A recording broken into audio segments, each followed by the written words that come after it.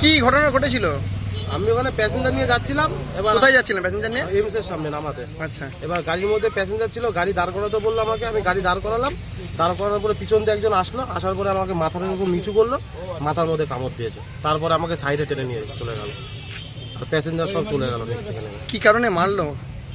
কি কারণে মারলো আমি তো যাচ্ছি, আমি তো স্ট্যান্ড থেকে প্যাসেঞ্জার নিয়ে যাচ্ছি। ওই টাইমে তো আমি কিছু জানিও না, আমি স্ট্যান্ড থেকে প্যাসেঞ্জার নিয়ে যাচ্ছি। ওই সময় আমাকে দাঁড় করালো, বলে দাঁড়া লাঠি নিয়ে। এবার দাঁড়ালাম, এবার একজন আমাকে মাথা নিচু করলো আর মাথার মধ্যে কামড় দিয়েছে। কতজন মিলে মেরেছে? ওখানে অনেকজন ছিল। কারা তারা? তারা অটোওয়ালারা বা টোটোওয়ালারা, টোটালরা মেরেছে।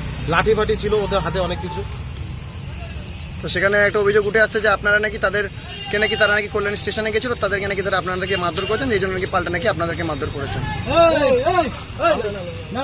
হ্যাঁ, আমি তো ওখান থেকে বেরিয়ে এসেছি প্যাসেঞ্জার নিয়ে, আমি দাদা ওখানে কোথাও ছিলাম না, আমি দেখিনি।